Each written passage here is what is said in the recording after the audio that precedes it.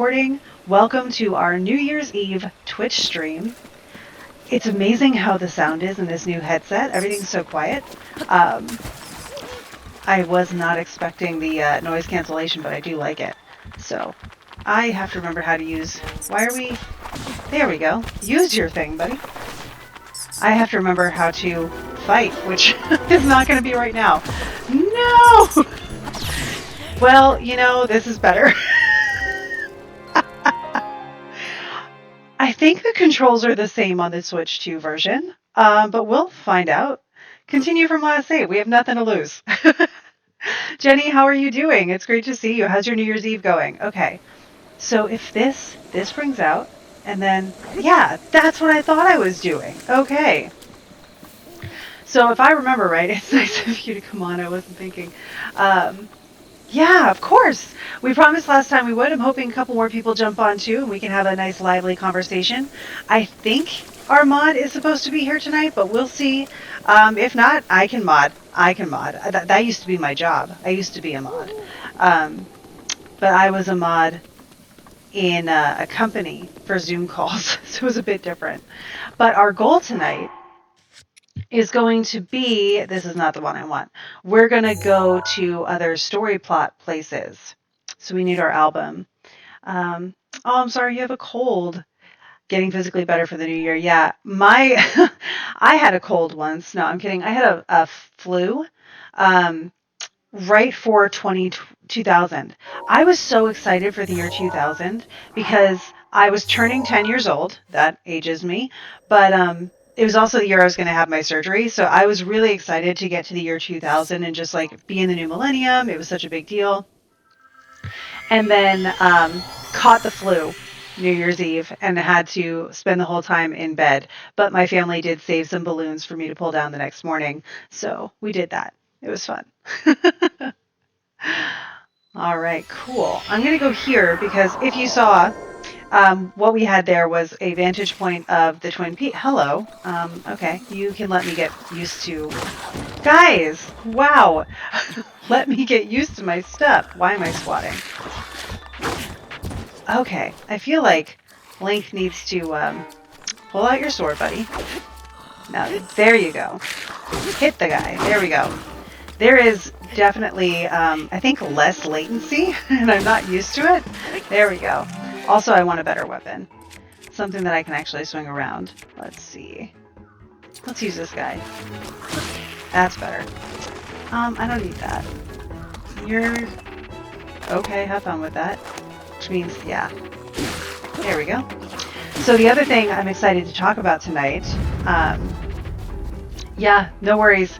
The other thing I'm excited to talk about tonight is we will be talking about the astrology for 2026 and any kind of New Year rituals that you guys want to go over. Hey, Ren, it's good to see you. So yeah, perfect timing.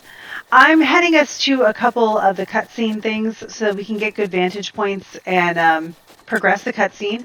This is a new version of the game. All of our save stuff is still good, but I am getting used to it because it is better quality than what we had before, and I'm impressed, even on a computer.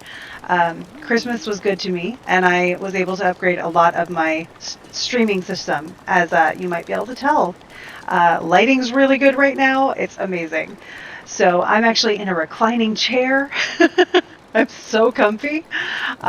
So I will be able to stream lots, and I'm pumped about it. I also got this hoodie from John Edwards' community, the Evolve community. And it's actually their logo for their community is a chocolate chip cookie with a bite taken out of it, and it's got Saturn's rings around it. And it's like, of course I belong there. So I post there every week and do live broadcasts there monthly. So it's good stuff. Somewhere around here, and we'll be able to compare to the picture, we'll be able to get that viewpoint. So we're looking for 3 trees and a rock. Let's see. I don't think we've passed them yet. Maybe they're up. Whoa. Maybe they're up here. I feel like it's further away. But yes. Yeah, Jenny, I had a fantastic Christmas. We started some new traditions this year with Christmas that I'm really, really pumped about. Mostly just reclaiming the ability to relax during Christmas, which is not something we got to do a lot of before. The last couple Christmases, I don't know if you guys have felt it too, but they've just been rushed. Like the hustle and bustle has been much. So, yeah. Hey, Twitchy Stuffland, everybody's here. It's so exciting. I am stalling a little bit, and I apologize to people who are watching the replay. I'm trying to make sure that some of the people I know were excited for this have a chance to hop on. That's great. Because then I can start talking about the astrology of 2026. I have my 2026 astrology document set up here. That was close. Oh, okay. Um, so that I can refer to it and give you guys all the main transits, the specific dates. And I've already started studying the Aries ingress. I've done it lately. I've done some peer review with my mentor, but I'm going in deeper with it too, basically line by line. Oh, hey, AJ! Yay! Perfect!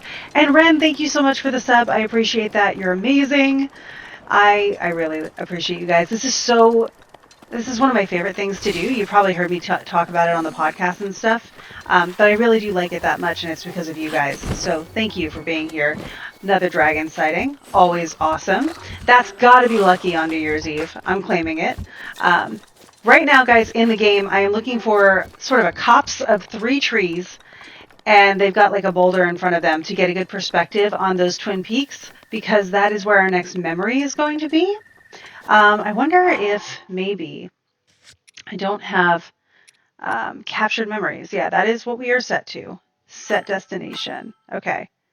Um, and let me just, memories remaining. Yep. You decided to report your, oh, we have to go back before they show up. Well, that explains things. Okay. This Impa, she really just needs to talk to us every time we do something, which is fine, but I'm busy. Okay, so while we're teleporting, Beulah, it's good to see you. Eavesdropping from the other room while you cook. Yay! If you have comments, we are totally up to hear about them, but listening should be really good right now because we're going to talk about 2026 astrology and literally anything else you guys want to talk about. That can include rituals to do for the new year. Has anybody done your 13 manifestations thing that you could have started on the solstice? We talked about it on our last broadcast, because if you've been burning them every day, the exciting thing is we are, oh, cool. We are about to have our last burn of the 12 things tomorrow. So you'll know what your focus is on January 1st. And I love how that works out. And Steph, thank you. I'm glad the sound is good. These are new headsets. They are a Christmas thing. We got a Switch too, so the game is actually better quality. I have a new keyboard. I can try to lift it up. I need to show this because AJ, our wonderful mod, is the one who recommended it to me, and I got it for Christmas, and I have been typing like mad. My book is making so much progress because AJ recommended it, and it is so comfortable. You think you missed a day? That's okay. January 2 is also a good day to know which is your 13th thing. You just burnt your last one. Yay! I wonder if I missed a day. But my sister-in-law, we did it together actually at our family Christmas. And that was fun, just sort of getting those done at the same time and having companionship with it. It was like a little solstice party, and I've, believe it or not, never actually gotten to do one of those. So, yeah. Yeah, AJ, you influenced me. All right, so let's get through this cutscene here, because we know Impa's going to talk. You've been doing 13 night. Oh, that's cool. I like the idea of doing it at night. I typically do things at sunrise on certain days because I know that's going to be the planetary hour of the day and such and such. So those are my times that I usually do things. I love the emojis, AJ. But yeah, it's so cool that all of you have done them. We get to kind of do that together. I'll be probably posting mine tomorrow. So let's talk to Impa here. I really like this new setup because I feel like so present with this whole thing. It's really nice. Okay, we've seen some of the memories. Hand this over before I forget. We get new clothes! Yay! New outfits. Yes, we can take off our sweater. Special. Okay, that was worth it. Do I get to... Yes, I get to keep going. Cool. We need a fit check. Hang on. New outfit. Look at this. We are officially in this true outfit for this game, and I love it. I would wear this, truly just this, every day if I could. My favorite color is blue. The outfit looks amazing. I wish. I need to get myself a wardrobe that looks like that. Yeah. You started, but then got distracted trying to figure out a meaningful solution for so many days missed. So, hang on. Minerva is saying last one burning tomorrow. Burnt the first one and decided it won't work in our home with the paper I used. Been tearing them up in tiny mentally, yeah, um, energetically burning them while reflecting. I love that idea. That's really cool. Um, so I think it still works. I think it totally still works. I know in Italian folk magic, they say like if you light a black candle for protection, but you can't light a candle because you live in an apartment or something, because that's the world we live in, electric candles work fine. So if that's okay, it's really when it comes, let's put it this way. When it comes to why magic works, and I'm understanding this in an even deeper way because right now I'm researching sort of the first or earliest recorded uses of magic that we have from Babylon and earlier, Mesopotamian magic techniques, which I am putting into a book, so you'll be learning about them too, but through fiction. Um, so, what you get to do in that case, it's more about the expression of something and whatever actions help you feel like that expression is as true as possible. So, it's about the immersion is I guess how I want to say that. It's really about how immersed do you feel in this process? Do you feel like it's real? And do these rituals or words or whatever they were called me back in Mesopotamia, and that's how their magic worked. Things were expressed in me. Um, and they were concepts, but they are kind of material-ish, but not really. Like they weren't jewelry or anything that you could wear. The me was expressed in ritual motions or words, and usually more like decrees, less like spells. So today we talk about spells and we think typically it's something that has rhythm, maybe it rhymes, but their spells were like, by the command of such and such a deity and the authority of this thing that I'm doing, this is going to happen. And that was it. In fact, Jean Botero, who wrote Ancient Religion in Mesopotamia, or Religion in Ancient Mesopotamia, whichever, he actually said that magic in Mesopotamia was bureaucratic. So it's really interesting to think about it that way. But if that works, and then we got into Aristotelianism where elements became a thing and, you do what you do now, I think as long as it feels real to you and you believe in it enough, it works. And that's probably one of the coolest things we can give ourselves permission to do is just, trust that what we're doing is working. So I hope that helps. Yeah. So yeah, when it comes to like just burning it in your mind, you're good. I think that works just fine. Um, but a solution for so many missed days, just start doing it again is totally an option. Let the days be extended and see if maybe there's a meaning to the day that they end on for you. Maybe there's a reason you miss those days, and if you look, you'll find one, because we can make reasons for everything if we want to, and if we want them to have like purpose and intention. Um, so I think you could just start again. Or if you want, you can put them in like sections of three and burn three at a time or whatever. You're going to be throwing my ashes of my manifestations into the wind tomorrow. Oh, Jenny, that's so cool. I love that idea. Let's see. Spilled everywhere you had to vacuum. Creating the wind to take it. I love it. Vacuums are wind. I've been washing mine down a drain. So we're all doing it differently, and it's all going to work just fine. Um, yeah.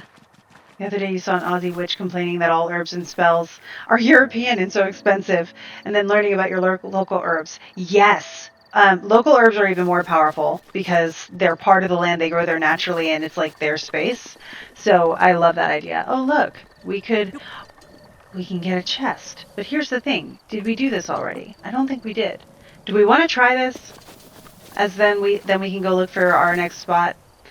I feel like I'm feeling pretty spunky about this. Like let's be sassy and try this out. Do it felt right. Yeah. Um, yeah, I agree. I think it's a great idea. That guy out there is probably not going to come to life. There's one blue guy and no, we want this one. Okay, cool. Like I said, I'm getting used to the controls a little bit. Well, that didn't work. Huh. I'll have to get those back. Now they know I'm here, though. So this is what it is. That'll work, but I'll have to get up close for it, and we're not going to play that game again. Let's hit them with their own stuff. All right, who wants it first? Oh, me. Me, I want it first, clearly. Okay, he's down. That's great.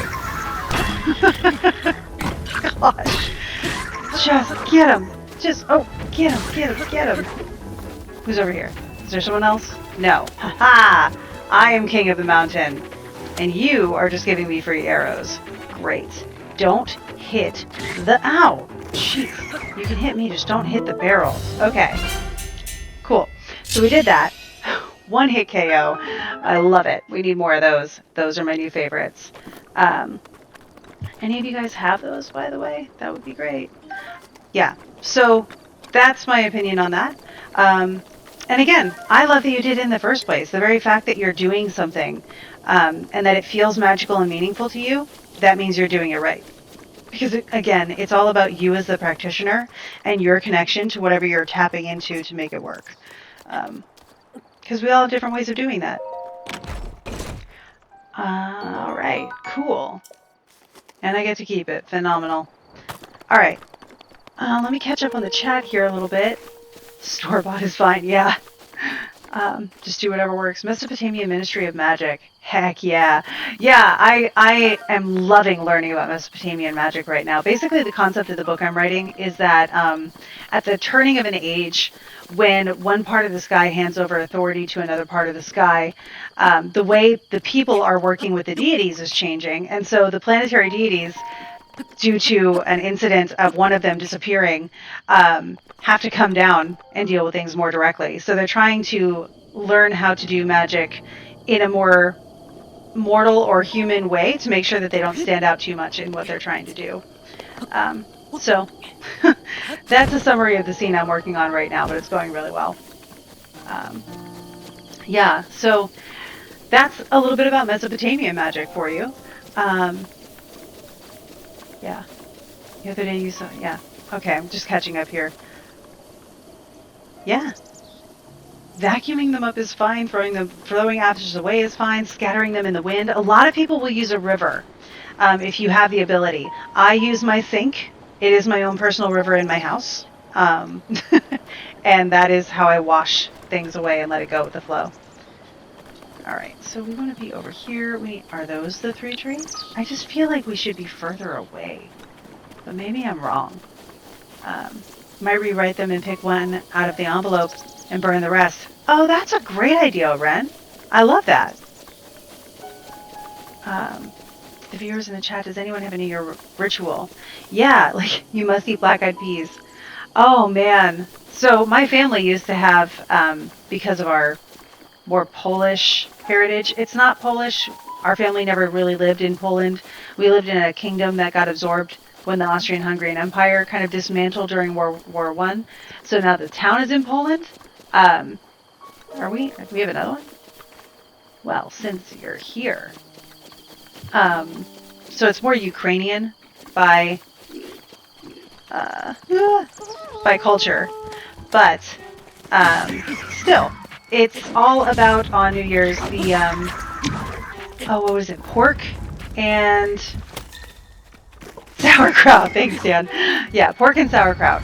And usually you have that with mashed potatoes because, you know, on its own, it's not awesome. But if you mix it up into a bowl with mashed potatoes, it's a little bit better. It's one of the healthier things that they have. No, my club is damaged. Okay. But that's... Okay, I was going to say that. Better be it. Cool. And because we got the new Switch 2 version of this game, we have some new little side quests that we can do. Ruby! New side quests that will get us different clothes, different abilities, stuff from other games, which I can geek out about with you. And the sort of upgraded version of all the DLC that came with this game. So we got massive power-ups. It's awesome. So with that, before I get even more distracted, is everybody ready to kind of go into a little bit about the astrology for 2026? Because we are coming into 2026, and it might be a good time to talk about it. Yeah. If you have other stuff you want to chat about first, I am here for you. So just let me know. I feel like I need to take that guy out too. No particular reason. Yes, I had a feeling that's what most of you are here for. So I'm here for it too, obviously. Bring this out. Can't think of a better way to get rid of it. Down he goes. Oh man, that was awesome. What's this? 9. Well, not bad. Okay, I'll take it. Okay. Take him out to dinner, yeah. If it's cheesecake, I'm there. All right, so 2026. I'm going to take this in a couple layers, okay? And side note, I've been watching the new year kind of hit the world every hour today, and on the show on ABC that I was watching that was doing it live, during one of the interim hours, they brought on an astrologer, which I was leery about. I'm going to be honest. At first, I was just like, are we sure that we're going to do this? Like, who did you bring on? How did you research this? But the astrologer that came on did a really impressive job. And I had basically no notes, considering the audience that she had to make sure she was clear for and all of that stuff. Really well researched, good stuff. Didn't cover Aries ingress stuff, but that's okay. Didn't get too woo-woo or bypassy. Didn't try to over neutralize some of the stuff that's coming up this year. She had very good neutral ways of speaking of the transits that are coming up, and I thought that was excellent. So just putting that out there, they did their due diligence, and they did a good job in finding an astrologer, and she was great. So yeah. So for 2026, you're going to see me look over here because that is where I have my handy dandy document, which is, by the way, already 19 pages long. It's going to end up being around 40 when I'm done doing all the very, very detailed stuff. Yeah, AJ, get your fingers ready. I hope it's on the keyboard that we both have now, because it's fun stuff and it sounds amazing. So in 2026, we have a lot of relatively unprecedented transits coming up. And I say unprecedented because they are transits between the outer planets, and those transits do not happen as often as you might think because the outer planets are really slow. And because they're really slow, just checking in on my album here. It's really far away and there's an island and stuff there. Because they are really slow, it takes them a while to interact with each other. So that is my first note. I think I'm going to go further away. Let me know if I'm annoying the heck out of you and you're like, you should go closer. I'm open to notes on this. So with those outer planet transits, they're not common. And when they happen, society tends to shift at a very interesting cultural level. If you think about the different eras that society has gone through, and it's the golden age or whatever might be happening culturally at the time, the 60s are characterized by certain criteria, right? We are in a situation that is going to be one of the things that our era, this generation, however you want to put it, is going to be characterized and remembered for. So that's something to keep in mind. It's a year building off of last year because a lot of these aspects really started coming into play with each other in the last year. Yeah, slow as you go. Outer planets are Saturn, Neptune, Uranus, and Pluto and Jupiter. Perfect. So last year, we saw Pluto finally come into Aquarius. Pluto danced around that for a couple months in 2024. You're not going to give it to me? Usually if I stand up here, it's like, hey, there are balloons. I know there's a Korok here, so I'm going to mess with... Oh, there they are. So, yeah, we saw... Nice. We saw Pluto kind of have a moment back and forth between, I think it's honestly 2023 and... oh, my goodness. There we go. 2023 and 2024. And then last year it came in to stay in Aquarius last January, February. And everybody was talking about how the United States had its Pluto return. It did at the end of Capricorn. So we had that moment. And now Pluto is in an air sign for the next 20 years until 2046, I believe.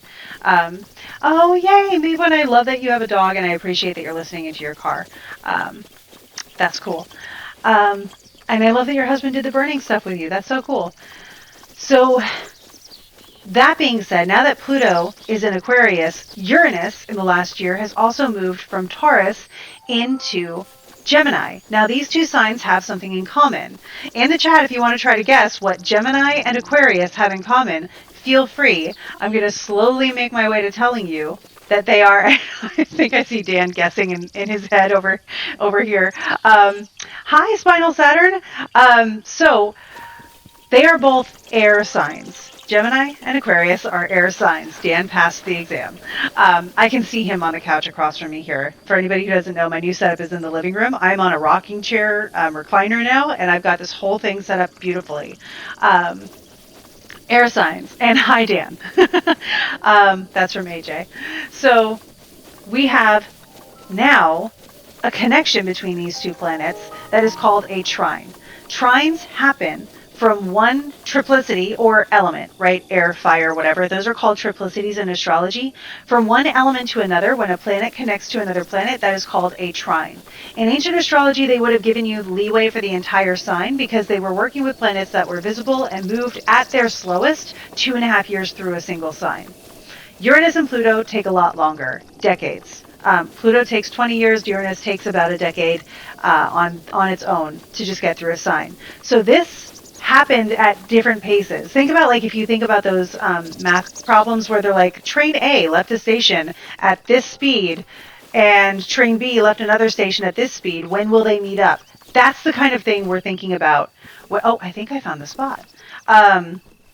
When we think about this kind of transit. So I'm going to check myself here, but I think we're about there. I could be wrong. So that's what we're trying to. Nope, I'm totally wrong. Okay, we gotta have water in front of us.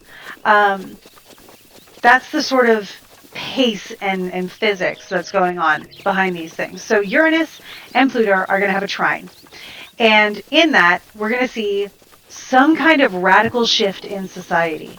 Hopefully, we would say that this might be a shift for the better. Yes, please. There we go.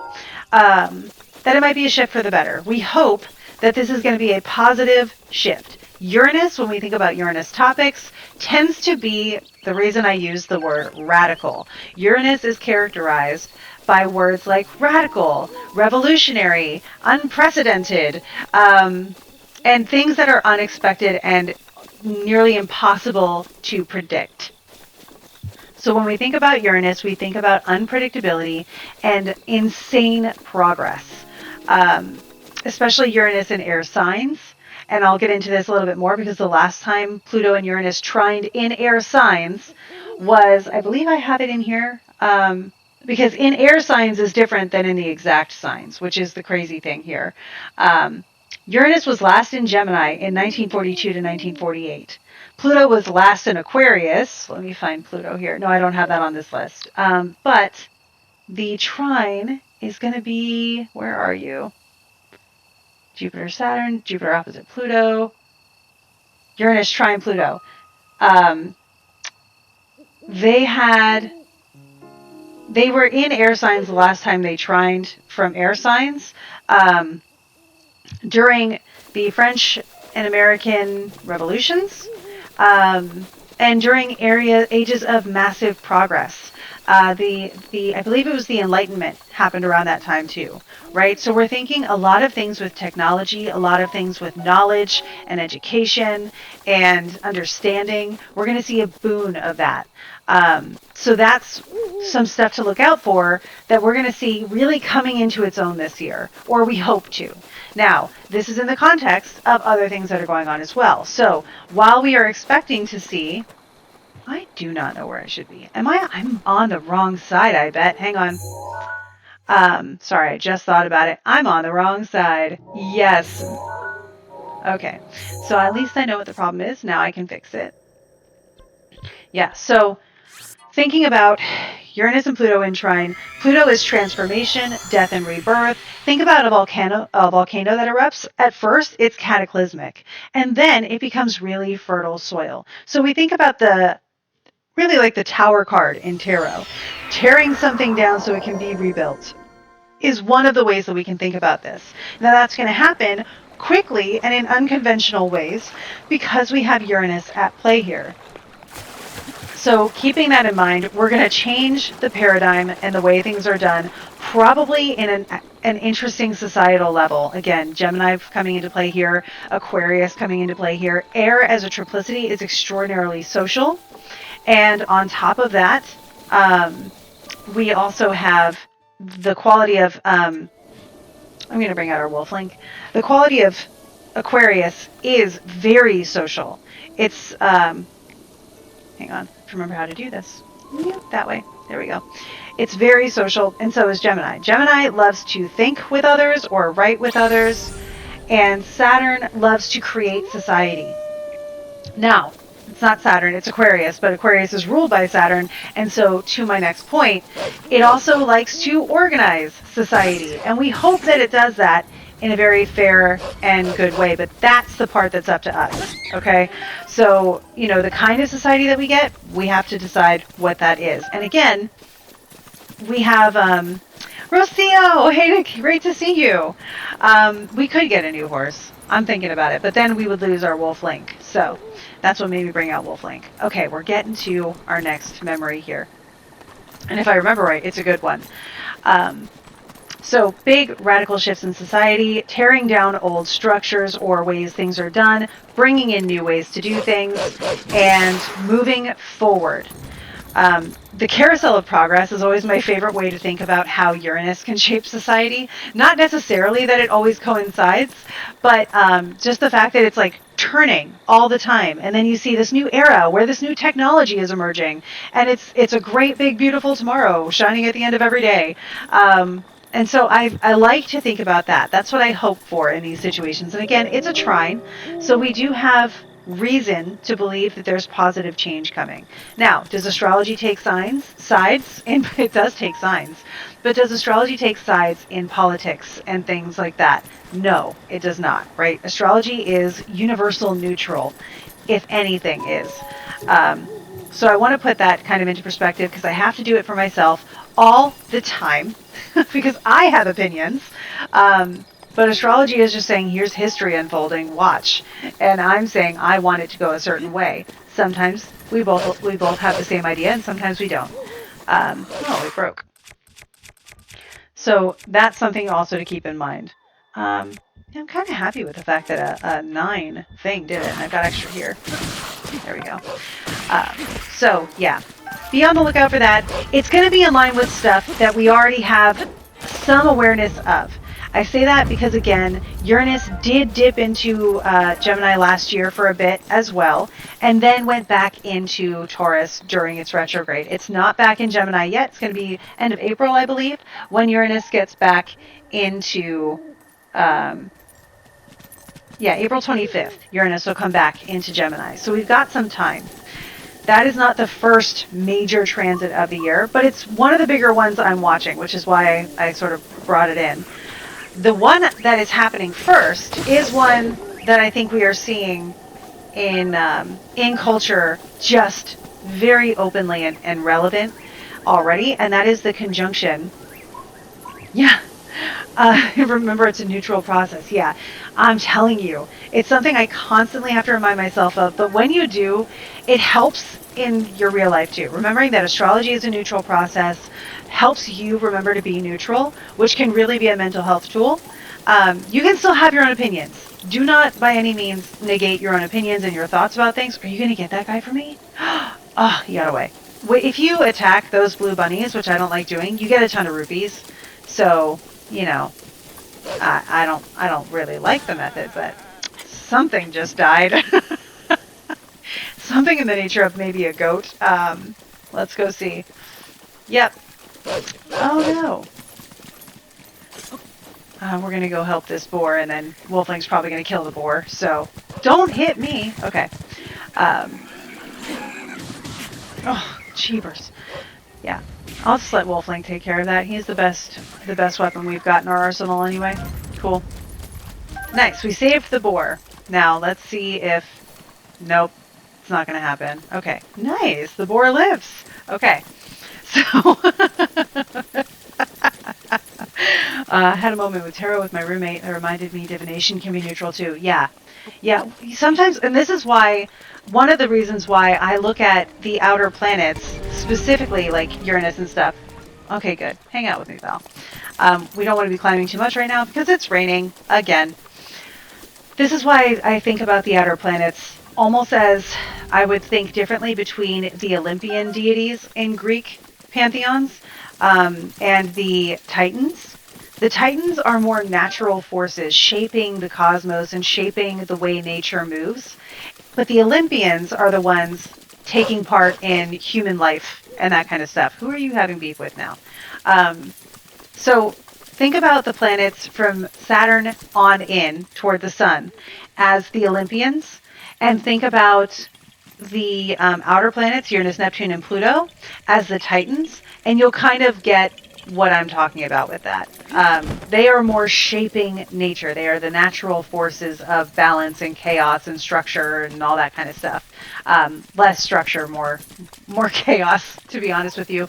And if you think about more common myths, the first thing that happens in almost every myth is that some chaos, typically in the form of water, is tamed and given structure.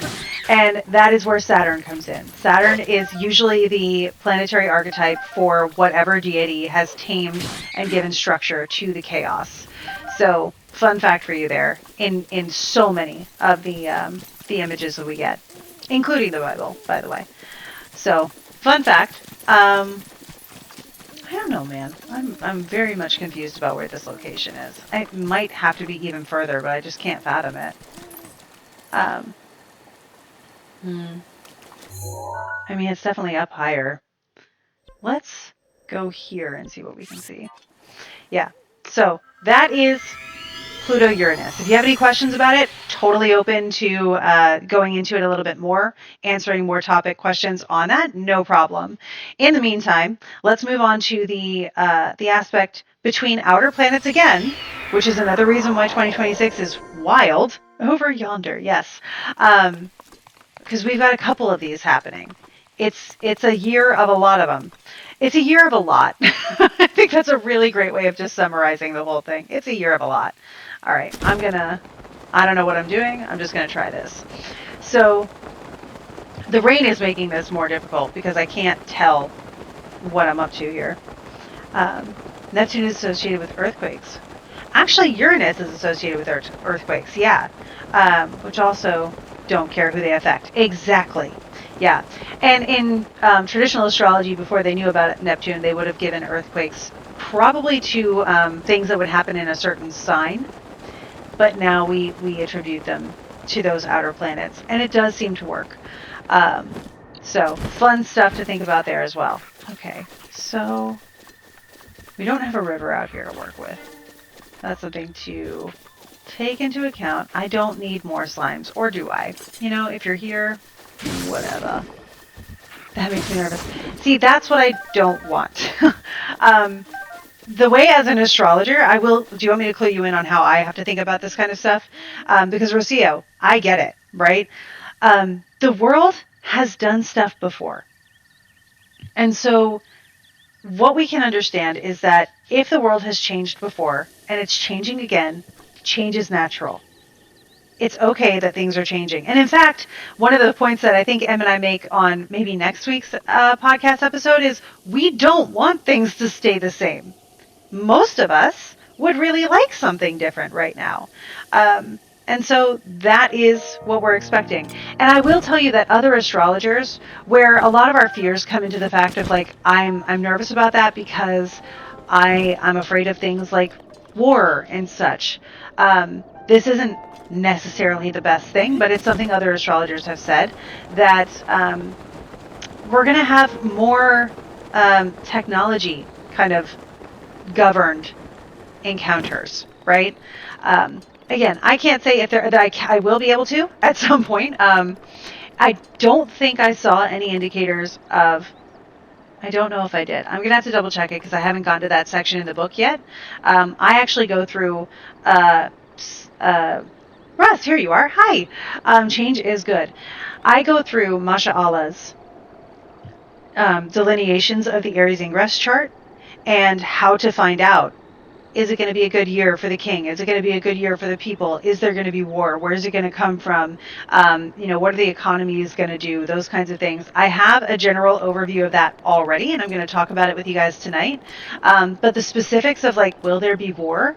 First of all, that's something that I don't really want to put out on one of my more broad things, just because people should be able to decide if they want to know that or not. I'll talk about that more in my Patreon circles. So if you want to join the book club, you'll also have the opportunity. I'll have an extra call, probably around the Aries Ingress, where if you want to, you get to join and we talk about everything I see, nitty gritty astrology. But as far as being nervous about it, I choose, especially since it's a trine between them, I choose to be curious and excited. I'm interested to see what's going to happen. And that's how I like to say it. If I have personal fears because of what I see happening around me, because if something's happening and it's an actual reality for you, you should decide how you feel and if you're comfortable. Um, but if you're already okay now, and you don't feel like you're under an imminent threat where you have to make big changes or make big decisions, great. What could happen that makes you nervous? Plan for that. And then once you have that plan, know when is your like last straw before that plan goes into effect. But also, don't worry about it until it's actually a problem. Easier said than done. Totally understand that. But that's my strategy, and I did put it to really heavy use in 2025. So there's that too. It is tried and tested. Results may vary. um, so yeah, so that's again kind of everything I wanted to cover with the Uranus-Pluto situation. Now that the sun has come out, I need this guy to leave me alone. Where did Wolf Link go? We lost our Wolf Link. He left us. I know it's you, so I'm just going to stand next to you because you won't attack me if I'm standing next to you for some reason. Okay, I need to see which peak is higher in our album here. No, it's... Are you kidding me? It is from the other side. But where? Okay, there's a building. Okay. Nope, this way. So we're spending most of this time just looking for a spot, but it's okay because the conversation's more important. Where am I? Twin Peaks. Okay. We're going to come out here again. I'm going to see if I can find it from this perspective. There we go. Okay. So the first thing that is coming up is going to be Saturn will perfect a sextile with Uranus. This we might notice, but it's one of the weaker of the aspects. Oh my gosh, you just quoted Kenny Rogers, and you have no idea, Russ, how much that goes back to my childhood. But yes, you got to know when to hold them, when to fold them, when to walk away, and when to run. The Gambler by Kenny Rogers, if anybody's wondering. It's a pretty neat song. The Muppets did it. He did it with the Muppets. And I was surprised by that because the Gambler dies. And so the Muppet died. But there it is. Okay, so Saturn has a perfection of the sextile with Uranus on January 20th. But again, I'm not thinking about that as our most prominent thing to worry about.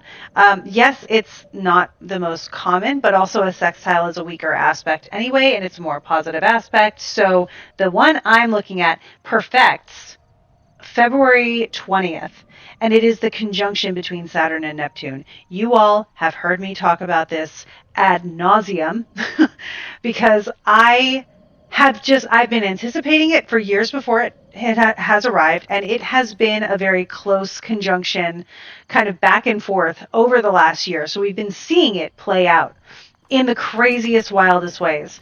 So let's think about what we're talking about here. Saturn and Neptune will conjoin in the first degree of Aries. Aries is meaningful for the planet Saturn because Saturn is in fall in Aries. So as before we were talking about, oh, it's positive aspects, so we're not as concerned about it and all this stuff.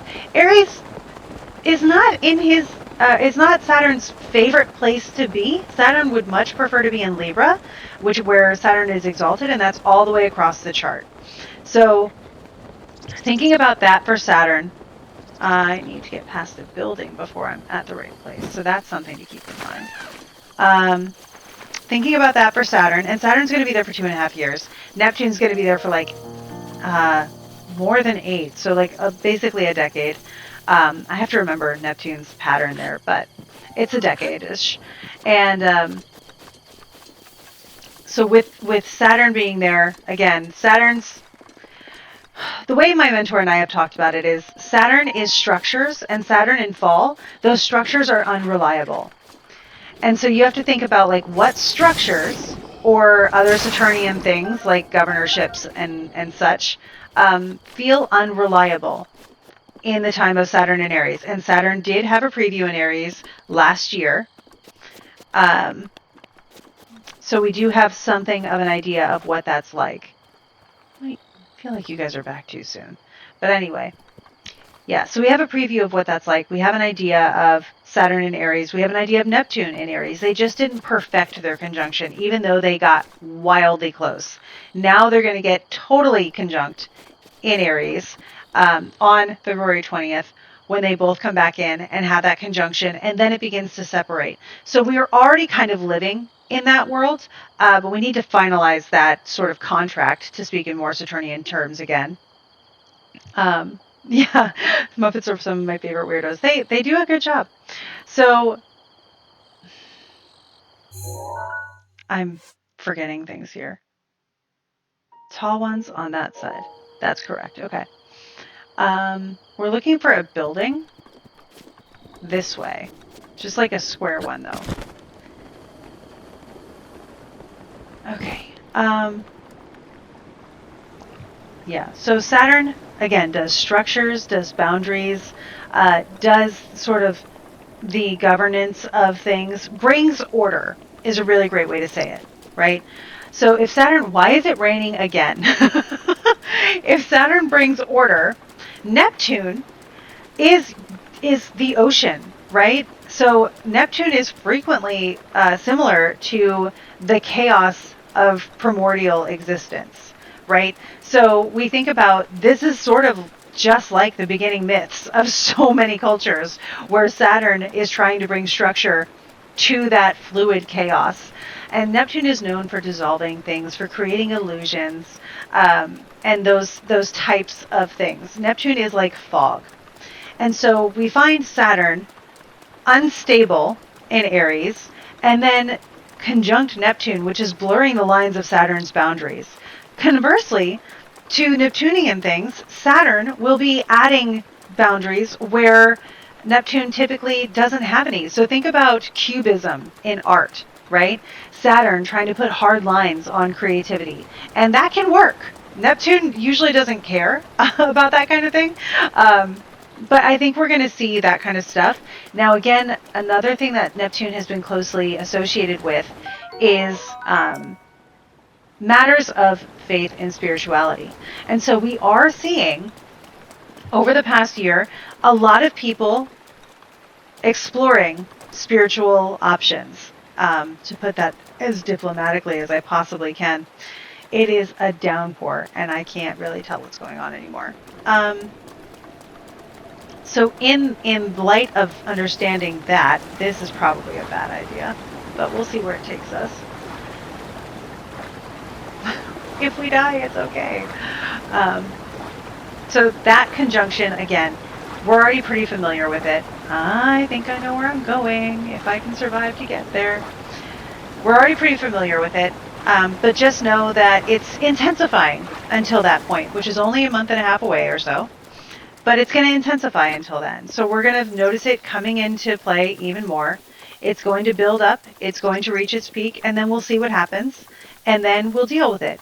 One of the most extreme things that could possibly happen in your lifetime has already happened, and you've dealt with it, right? I'm referring to a conjunction between Saturn and Pluto which happened, not surprisingly, in 2020. So that is one of the more intense things that we can experience, and we did.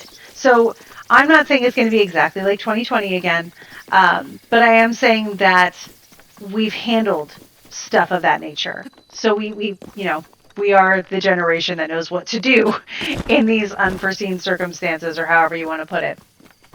But now I need water again.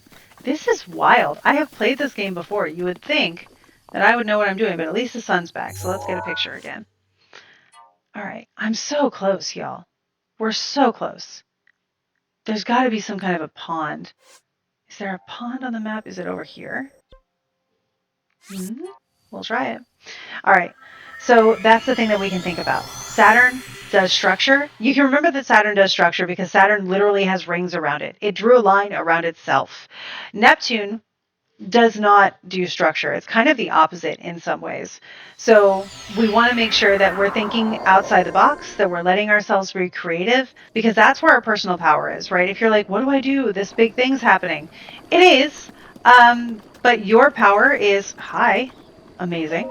Your power is in your daily life. It is in your personal choices. So when we think about it on a more personal level, we think, okay, if Saturn is saying structure things that need structuring, how are you going to make your manifestations more concrete?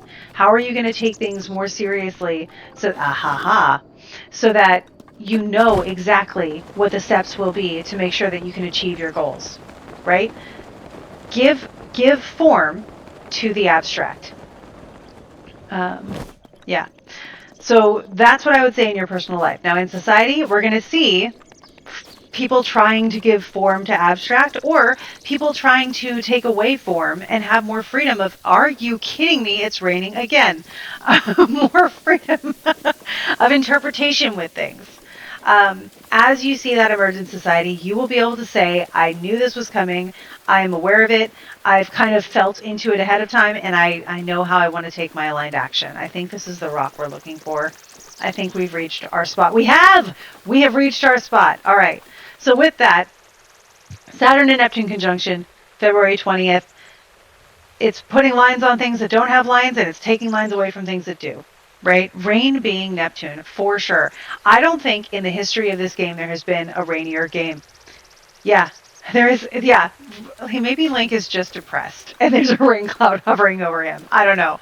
But this memory, I will tell you, is probably not going to help. So we're going to watch this memory, and while we do, I will review my notes, and we'll go into the next thing that we will be looking at, the next aspect. So let's remember this. All right. Let me get myself notes here.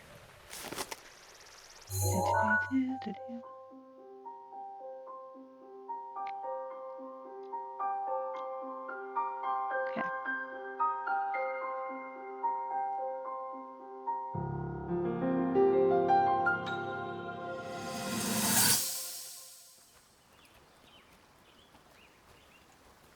From here, we'll make our way to Goron City.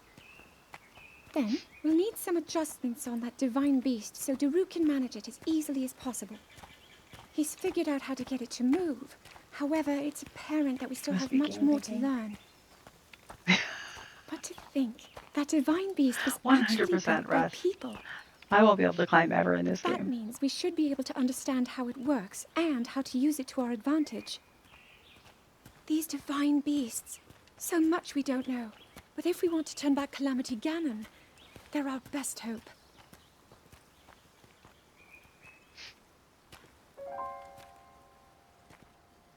Oh, sad princess. Tell me the truth. How proficient are you right now wielding that sword on your back? Legend says that an ancient voice resonates inside it. There's a whole game about that. Can you hear it yet, hero? Cool. So the ancient voice that resides inside the sword actually is an entire video game where the spirit of the sword is your guide throughout the game. It's a good one. It's called Skyward Sword, and it's the origin story of the sword that we will get eventually. You have to have a lot of hearts to do it, so we're going to have to do some more shrines. But on that note, now that we found that, it only took us an hour. My bad, y'all. We can go do that one shrine that I saw. I'm not going to let this guy attack me. The shrine will also get us some of our hearts back, which is a plus. Nope, not that way. I want to zoom out. There we go. Look, I died over there. Rip. Cool. Okay, we're going to go this way. So, we've talked about Saturn, Neptune. Saturn will also have a sextile aspect with Pluto, just like it did with Uranus. This is the first contact that these two have really had since 2020. So we may see that themes from that conjunction in 2020 come back up again. I'm not necessarily saying it's another, wave of COVID or whatever. Those were actually more associated with Mars and Jupiter in 2020, funny enough. But it's something to think about, like how might topics from 2020 come back up and need addressing, or how might we realize some good things that have happened since then. It is a sextile aspect. It's considered to have the nature of Venus, so it's very amicable, right? So things that we could think about in that context. Wild, but it was culture shifting, just like we would expect. Aw, you be nice to your horse. That's great. Okay, so we have that coming up. That's in March. Jupiter is going to come into Leo in June. And so that means that Jupiter will no longer be in exaltation. However, if you have any prominent Leo places, Jupiter does like to say yes to things, does like to expand on anything it comes into contact with. So that is something that is really cool.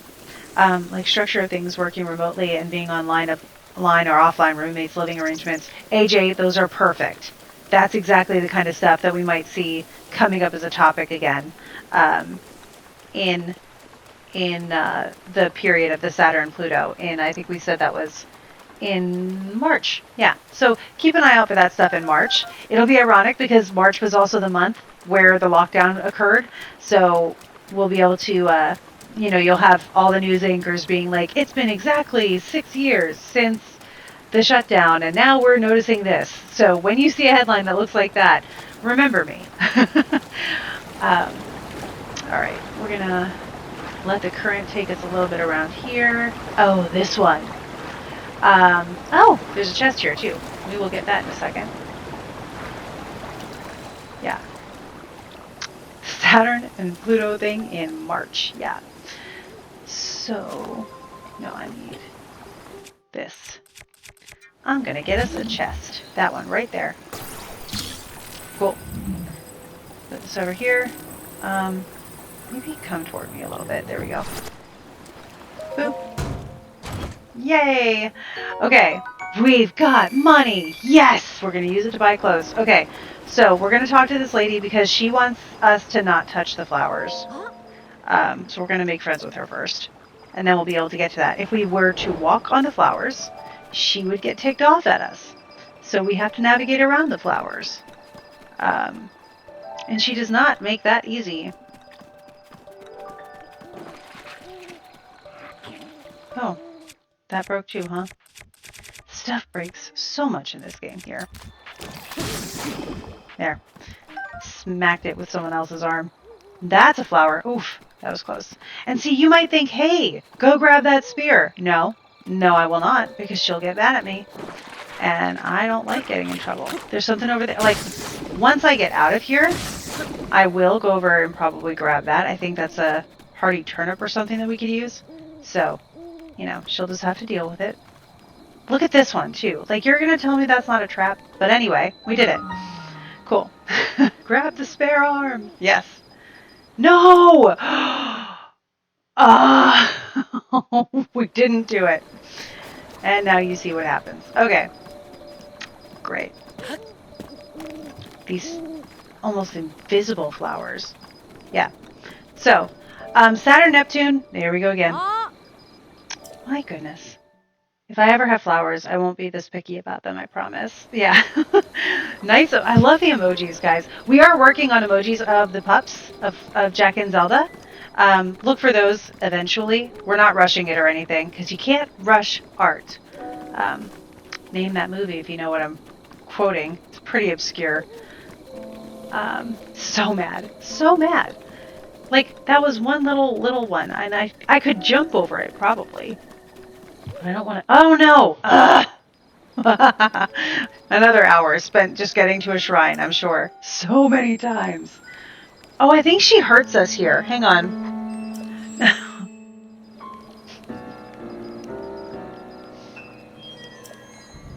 I didn't do it on purpose. I'm just distracted.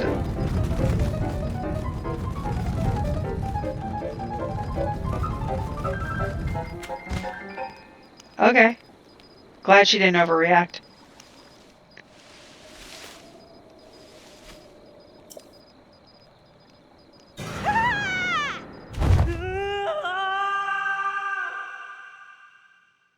Yeah. Maybe I'll climb a tree and glide in. Oh my gosh.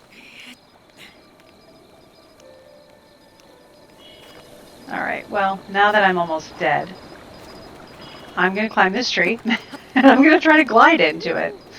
We'll see if that maybe works. I don't even think it's enough, but hey, we gotta do what we gotta do. She's crazy. Okay. Oh no! And it's... Oh, that didn't help us at all. Okay.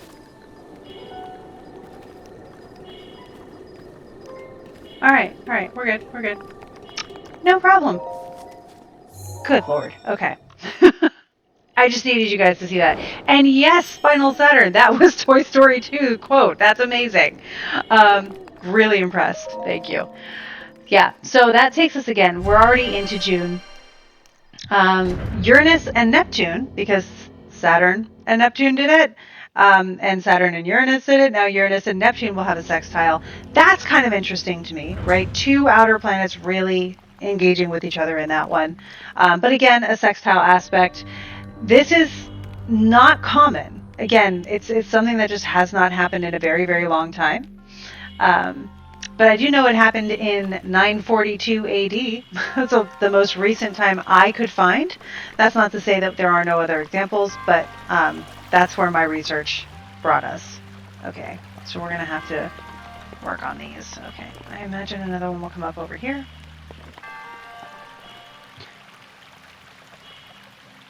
Yeah. Like, it's going to show up right when I'm distracted. So yes, Jupiter comes into Leo. So anybody who has Leo placements, look at where Leo is in your chart. You're going to see more activity there. Probably more good fortune kind of nature stuff. Jupiter is the greater benefic. Has some association with the fire triplicity. You know, it might have been around King Arthur's time in 942. I'm not sure. I know... hang on, let's see if I can just run through this a little bit. There's a chest down there. And hiya. Oh no. Okay, well, that's okay. We have more opportunity to get the chest then. Okay. Yeah. I don't know. Hey Dan, King Arthur. You paid more attention in that class than I did. What era was that? Like 900s? Okay, great. We have another bid for King Arthur's time being a potential. Leo rising, yes. So you're going to have Jupiter in your first house, which is fantastic, right? Especially if you were born during the day. Really stoked for you. I'll be sad because it's... Why can't I not get up there? Oh, I know why. Jeebers. Hang on, I'm being silly. We have tools, I just don't use them. Okay. I apologize for the incessant bleeping, too. I wish I could do more about it. Yeah. Okay. Dan the Man. That's what they're calling you in the chat, just so you know.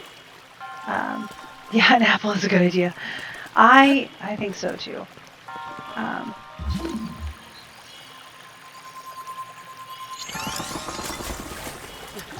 Come on, crawl up that before I'm sure it gets broken. There we go. Okay.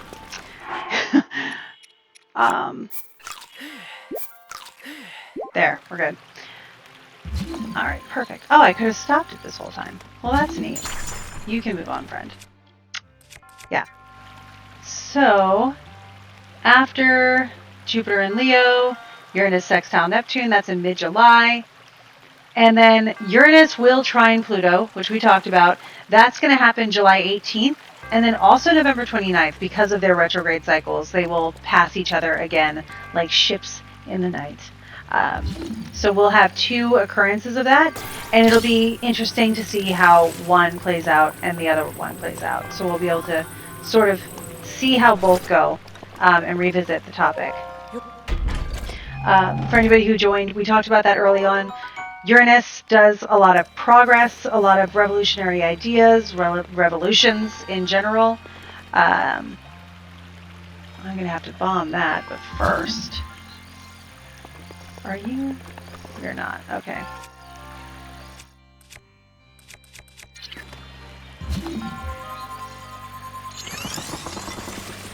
Oh, you jerk. I'm setting a trap for the chest. I could just stop it too, but it'll be easier to...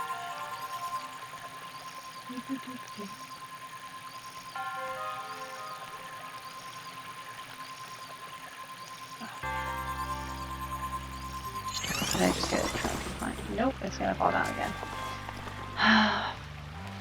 Well, it is. No, but I have to be able to open it. Dang it. Okay. Get right along here. Angle ourselves just well. And now you're gonna tell me, oh, I'm not in the... That's okay. Excellent. Cool.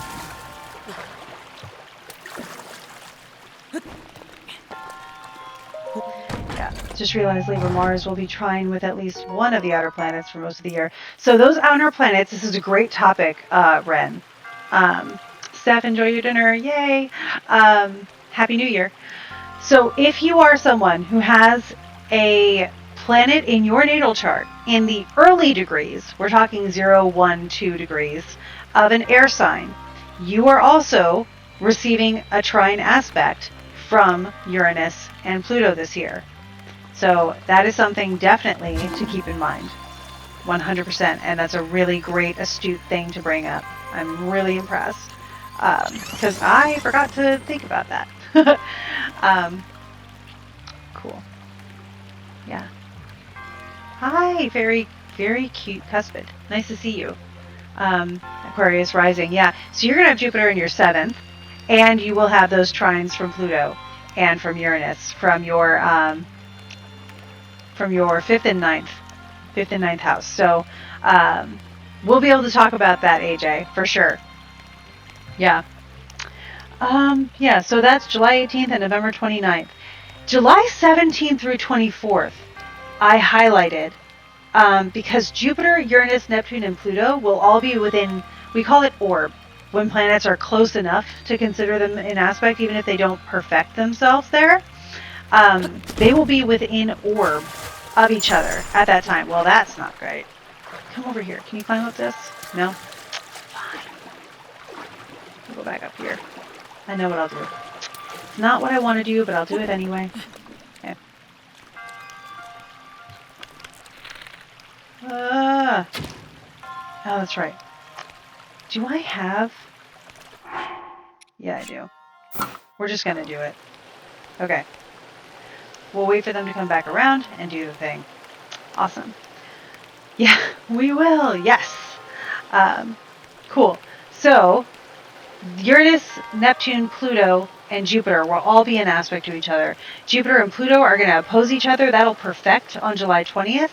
And then, of course, that outer planet aspect between Uranus, Pluto, Neptune, and Saturn is just in effect for a while, right? So it's things to keep in mind. Let me say, do we have that coming back around? Super slow. Awesome. Yeah, Uranus, Neptune, Pluto, and Saturn are a thing pretty much all year. So keep that in mind. They're at play.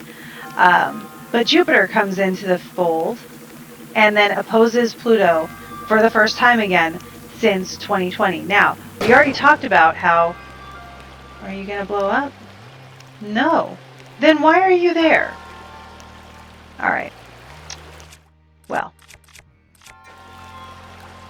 We have other ways. Nope. Actually, I want to change that so I don't accidentally use those. Sorry, guys. Okay.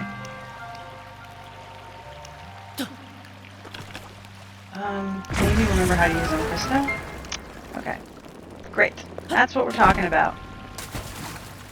Crawl out. Crawl out? No? No, we're not going to crawl out. Well, fine. They really want to put all of our stuff here. Yeah. Nah, I actually did a good job there. I need to put myself on an ice block. But we're gonna leapfrog this all the way over there. Okay. Can you do it? Okay. Cool. Nice. And here we are. Fantastic. We got all the stuff in there. It's great. Nice emojis. Perfect for the leapfrog.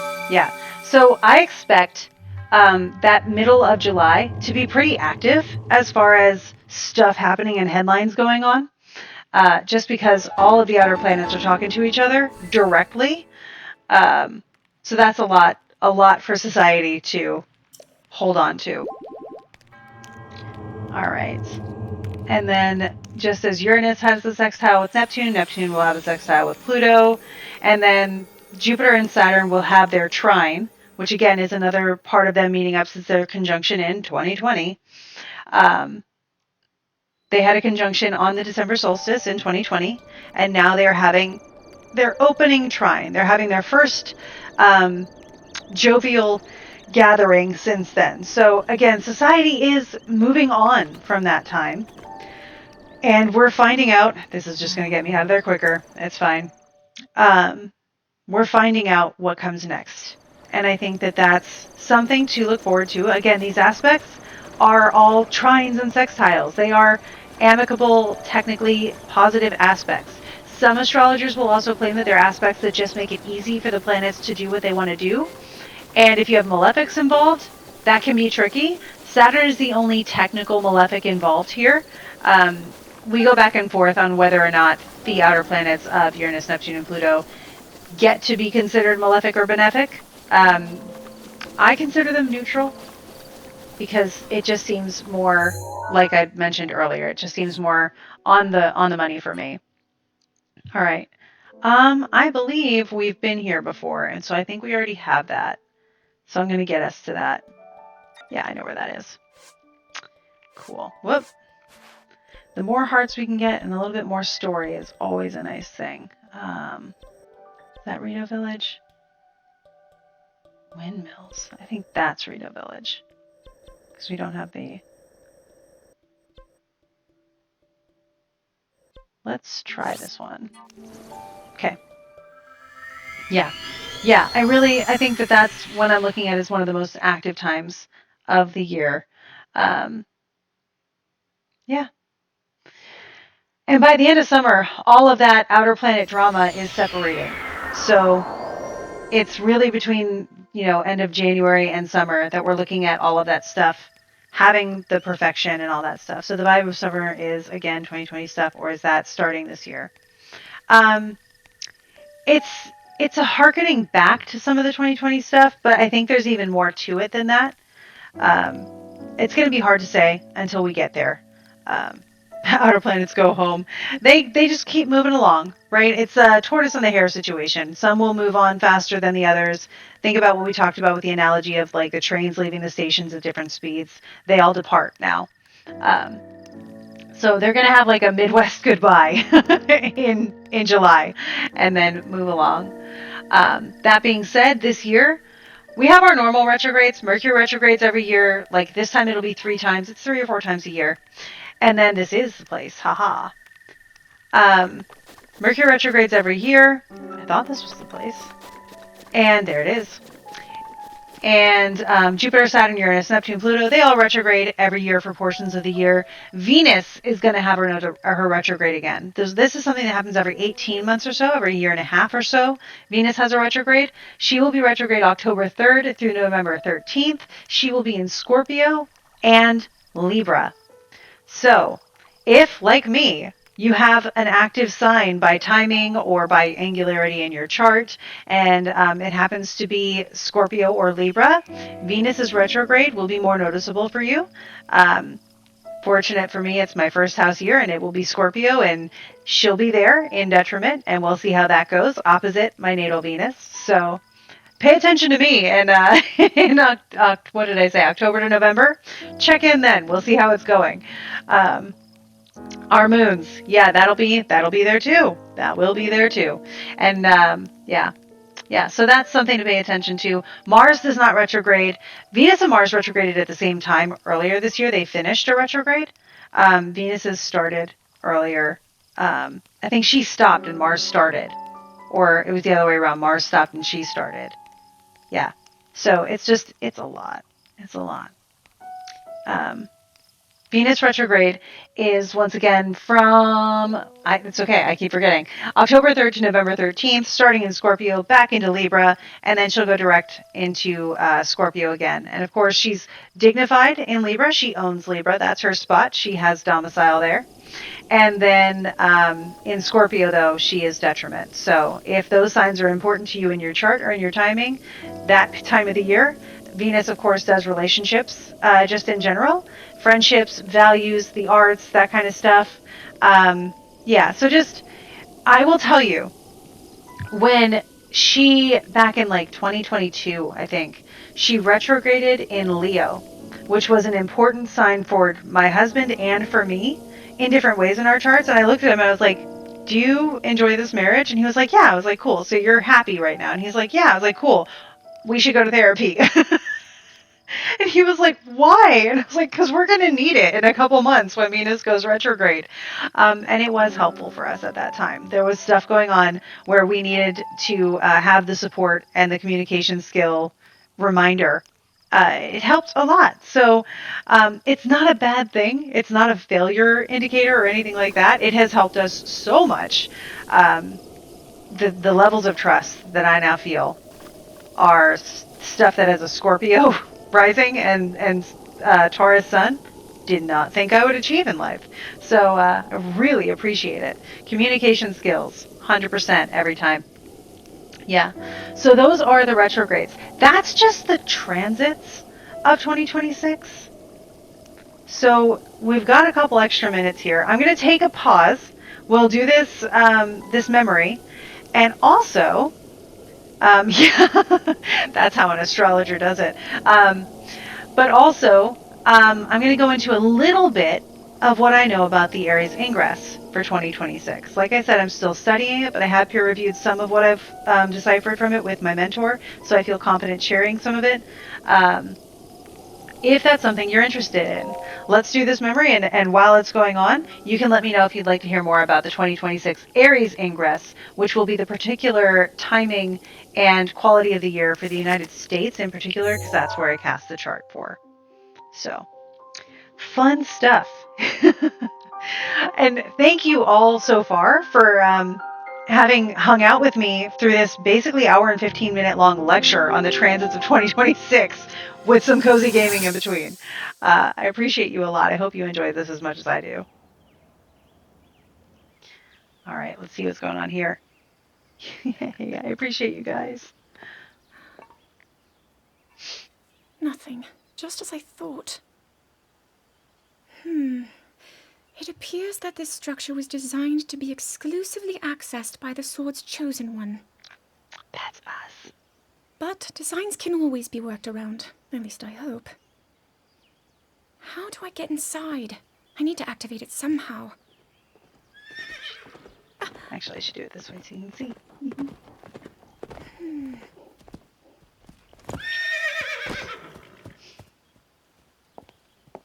I thought I made it clear that I'm not in need of an escort. It seems I'm the only one with a mind of my own. I, the person in question, am fine, regardless of the king's orders. Return to the castle and tell that to my father, please.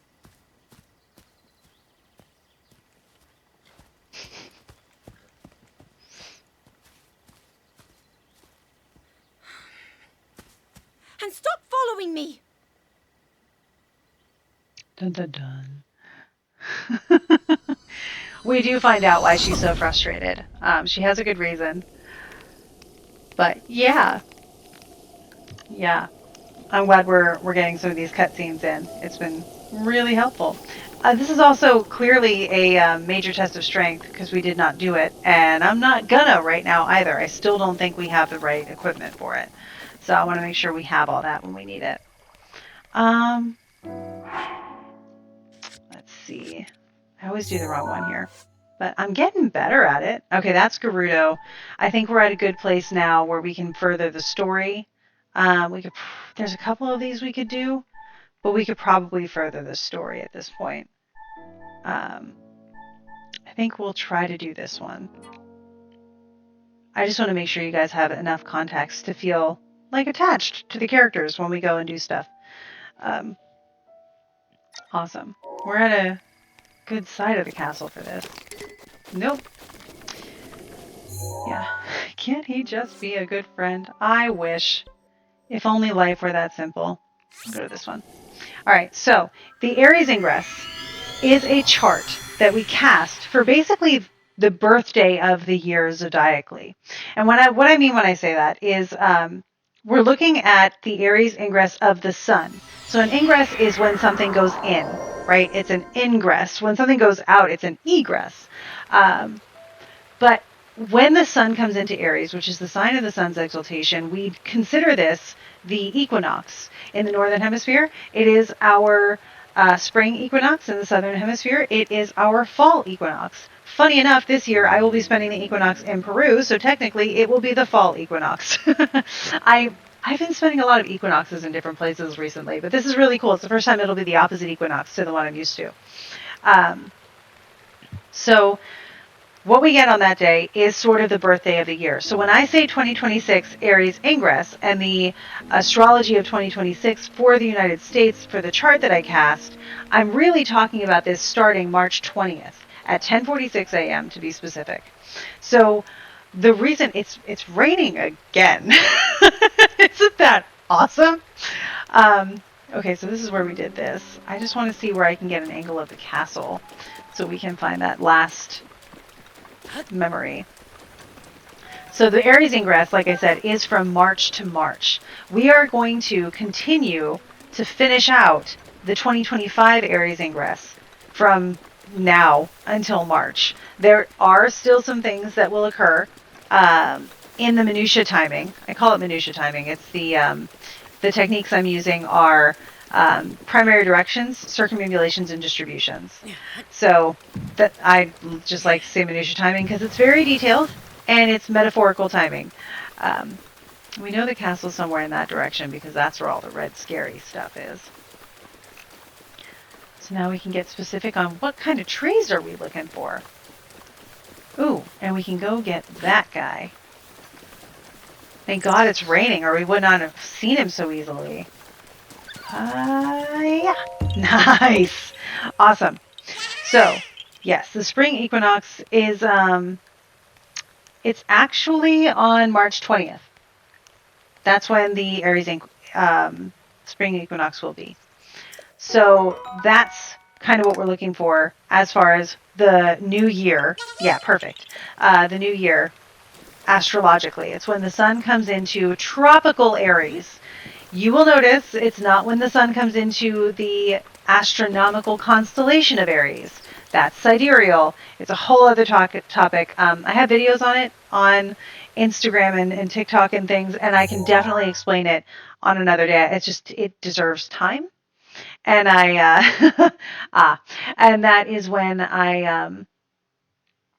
that's a conversation that I want to make sure I give enough dedication to explaining it because it gets into like astronomy versus astrology and Western astrology versus Eastern astrology, which are bad names for those two things in the first place.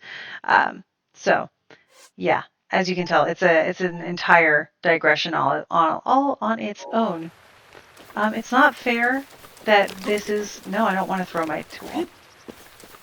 It's not fair that this is over here so far because I can't see the castle for the rain, first of all. Yes, I know, y'all are mad. Okay, so we're going to go over this way and see what we run into. Awesome. New horse? Eventually we're probably going to have to get one. Um, let's see.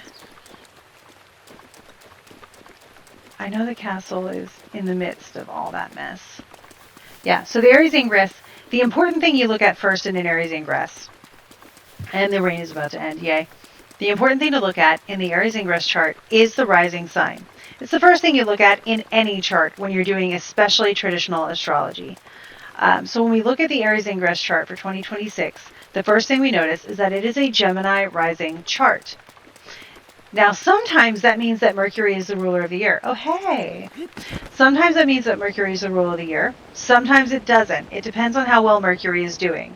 Spoiler, Mercury is not doing great in the chart for the Aries Ingress. So it is disqualified from being the ruler of the year. It is incapable of ruling the year, so we have to look for somebody else. When you do a bunch of tests and criteria and analyzing of the chart, you will find that it seems like the sun is the best candidate for the Lord of the Year. It is exalted, it's in a good place in the chart, and it's just not wrecked like Mercury is. And it's one of the luminaries, which is another reason. It is a day chart, it is the luminary of sect, so it gets another qualifier in that sense. It also witnesses the ascendant, so it has the ability to sort of take the steering wheel while Mercury is in Pisces, so we'll say drunk. Just for a good analogy. Cool. 2 orbs to guide you. We're going up there. Eventually. Alright. So for a Gemini chart, it's an air sign. We talked about that a little bit before. But Gemini is also a mutable sign, which means it's very changeable. And so for an Aries Ingress, one of the first things you think about is how many charts do I get to look at for the quality of this year, and how stable of a year is it? The last few years have been fixed rising sign charts, so only the Aries Ingress chart has been relevant for the entirety of the year, and I don't know about you, but I'm kind of fed up with that and tired of it. So I'm really excited that we have a mutable rising chart, and we get to, okay, that's interesting, we get to think a little bit more about the Aries Ingress chart and the Libra chart. Hey, Classy, good to see you. So Aries and Libra charts are going to be the things that we think about this year. We get to look at both of them, and that means the year has some variability to it. Yay, right? The first half of the year is like one tone, but the tone shifts halfway through the year, and I'll take it. I don't know about you.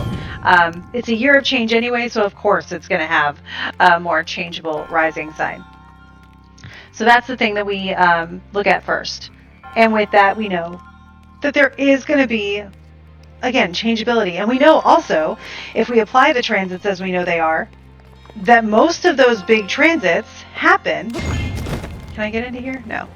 Happen in that first half of the year. So the second half is going to be a change up, right? And it's not going to have those crazy other aspects going on to add to it. So the first half is probably going to be the one with the most going on, but we'll see. Again, I've got what will amount to a 42-page document. That's what last year's was. This one may be longer. And I'll have that ready by March, and I'll be doing something for, I'll do a version for my regular YouTube channel, so you'll have access to that, and then I'll go and do a deeper dive for the Patreon. So, Classy, thank you so much. I appreciate you. I gotta figure this out. If anybody has tips, because I'm thinking about the Aries Ingress, so I'm not like as focused on this as I probably should be. We know there are 2 orbs. We know there's one there. The other one's probably in there. I just have to figure out what my next step is here. But as far as the Aries Ingress goes, that also means that in the chart, we have some basic indicators for, how are things going to go for the nation as a whole, and how are things going to go for the average person in that nation. They call it in the more traditional text the rustics, but I don't like that. So I like to say, the average person. Yeah. So, so Mercury does rule the average person along with the moon. The sun and the moon are both in Aries. It is a new moon, so we've got a waxing moon for the beginning of the year in the sign of Aries, which is in the chart in the whole sign 11th house, which is good diamond. Diamond is actually Greek for the muggles. Perfect, Rocio. Yeah, instead of rustics, the muggles. It's the person who's not in charge, you know? So everybody who's not ruling things. Um, I appreciate you, Classy, a ton. So we're saying when we say rustics or muggles, we're just saying like the population, the people, the body of the nation, which is why the moon is the co-ruler of the people. Because if you would think about the head or the crown of the nation, it's going to be who's in charge, right? For us, that is the office of the president, which is supported by, the government in our three-branch system. And the body is the people, the constituents, or the rest of us. So we get to see, based on Mercury's condition and the moon's condition, how the people are doing. Mercury does receive a trine from Jupiter, who's still exalted in the second house, where the lot of fortune is. So there are some things there where it's like, you know what? Maybe the whole idea of, I hesitate to say this too, because like if you make promises, right? But it does look like the economy itself, which is second house, right? If you think about your chart, the second house is your material possessions, your wealth, such and such. I feel like I can get clever with this ball. I need to just knock it in. Just gotta think about how I want to do that. But it's your possessions. So when we think about that on a national scale, it's probably the economy or the resources that we put out, that kind of stuff. And so with Jupiter exalted there in a day chart, that's positive. It's the most positive thing, I would say, probably in the chart, aside from the sun itself. The lot of fortune is also there. So there might be a lot of focus happening with that. Jupiter has an exact trine almost. It's 14 to 15 degrees. So it's 1 degree off with Mars. So that being next to Mercury, who is in Pisces, conjunct the North Node, it's going to be a really interesting time to experience lifestyle and the way things go in the United States. I'm going to put it that way, just ahead of time. Like I said, I'm going line by line through ancient stuff, but yeah, focus on fortune, lifestyle, and change. That's what I would say. It's a year for deciding what you're not doing anymore, and then not doing it. That's truly, like, when we think about Mercury being in Pisces, Mercury is in detriment and fall. And Mercury in this is fortunately direct, but is conjunct that North Node, which intensifies things to the best that we can understand. And so when we think about this intense Mercury out of its element, I have seen Mercury in Pisces do some of the absolutely coolest things with poetry, with art, with music. I think we're finally going to have better music this year. Not that we haven't had good music, don't get me wrong. Dan just gave me a look. But I think it's... I haven't had an easy time discovering music recently. I think music is going to come to the forefront again. Yes, there is that. ADHD, my bad. But that's something that we're going to keep in mind. Yeah, Dan gave a look. He did. Dan is really good at discovering music. I listen to the same stuff or audiobooks, so it's not as easy for me to discover music. But I think we're going to have sort of a renaissance of music and art and potentially things that equate to escapism. So storytelling in its different forms, right? We already have the Saturn-Neptune thing happening. Mercury being in Pisces and being one of the rulers of the chart itself, but definitely representing the people. We're focused on what's the dream, and maybe, what do we manifest in our own personal realities while the stuff, the gears are turning, and we wait for them to knock it off. Something that we can think about. What is the dream? Yeah. Everybody always asks, what is the dream? Not how is the dream. I don't know how to get that guy down. Because I keep thinking, like, I could probably try to throw a bomb at it. That might be my best shot. Some of you have played this before, too. I have as well. I've definitely beaten this before. Why can't I remember how to do things? I don't know. Oh, wait. If I could also remember there we go. Wait for that to come back up. I always have to remember. Can you shoot? I don't know if it'll knock it off with an arrow. Let's try that first. Yes, it will. Wow. That would have been a lot easier. I shot it straight off the thing, though. So we have to be a little bit more finesse with this. Let's shoot it right on top there. You going in? You going in? Oh, well, you're enough, Bermuda. Thank you. That was a great recommendation. I didn't think an arrow was going to be heavy enough to hit it, but here's what I know. Nice. Cool. Yay! Now we have our second one, which... easy peasy. No problem. Awesome. Cool. So, as we were saying... yeah, that's Mercury. Mercury is probably the one that's having the toughest time in the chart. But if you think about the reality we're living in, we're having to be resourceful. We're having to, again, manifest our own realities, figure things out in ways that make sense to us. Oh, that's going to be a timing thing. Great.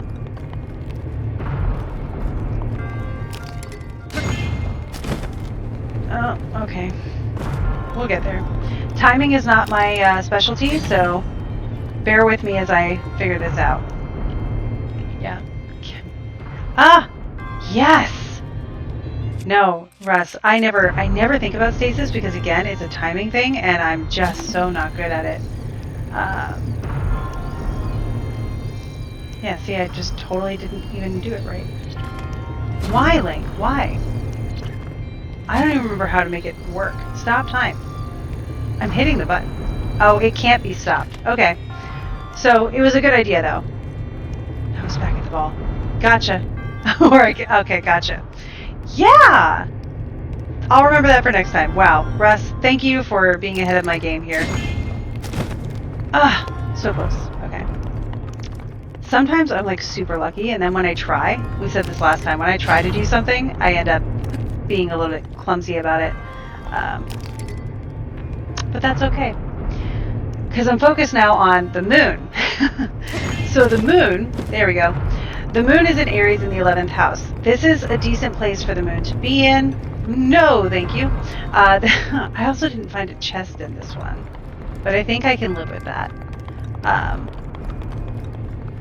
There we go. So the moon is in Aries. It's not doing awesome there. It is, let's see, is it visible at this point? It is visible at this point. We have a crescent moon on that day. It is applying to Mercury, who is the ruler of the chart. You could say in this case that it's by Masha Allah's criteria handing over its authority to Mercury, but I'm not really sure about that. It is interesting, though, that they both rule the people anyway. So keeping that in mind is an interesting thing to watch as the year plays out. When we think about leadership for the year, the two things that we look at is the ruler of the 10th house, in this case, Pisces. The ruler of that house would be Jupiter, who we already talked about being exalted in the second house, and the sun, who is also exalted in Aries in the 11th. Those two things are really strong for the leadership. So that's also something to keep in mind. Yeah. Yep.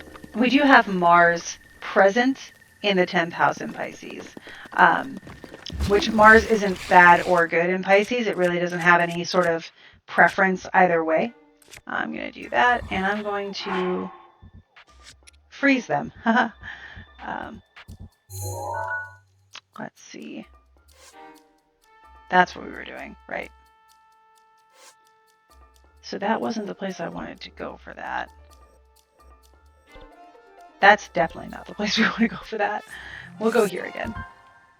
Cool. Mars in the 10th house. Yep.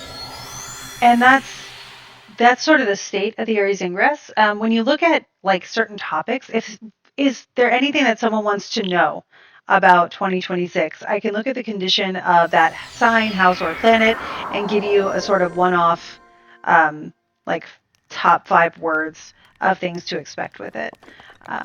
Because you're here live, and I appreciate you, and I want to make sure that you get value out of all this stuff, because I have fun, and I want you to as well. All right. Yay! yeah, so that's pretty much most of what I wanted to cover. Um, and we did it in just an hour and 20 minutes. Yeah, we're close. We're close to our next thing here. We're looking for that angle with a big tree and some little trees. But it looks like I just wonder if we're not going to be over there. There's no way. But it's not raining. You can see it rain's coming again because of course it is. But it's not rain yet. Is it maybe? I'm going to go this way. No, guys, leave me alone. Oh, man. And look at the ambush. Good Lord. Everybody leave me alone. We're just going to come to terms with the fact that, come on. You're just going to climb a tree. Have fun with that. Okay. I think I was going this way. I'm all discombobulated now. No, leave me alone. No, leave me alone. I eventually am going to have something powerful enough to try to fight those guys and a strategy. Oh, he's stuck in the ground. I could probably take him. If he doesn't take me first. If he doesn't take me first. Okay, we're going to try to fight this. Tree for the win. Yeah, the tree has our back. I think this is actually where one of the things might be anyway. But, what do we think? Fire or electricity? He's a machine. He probably hates electricity, right?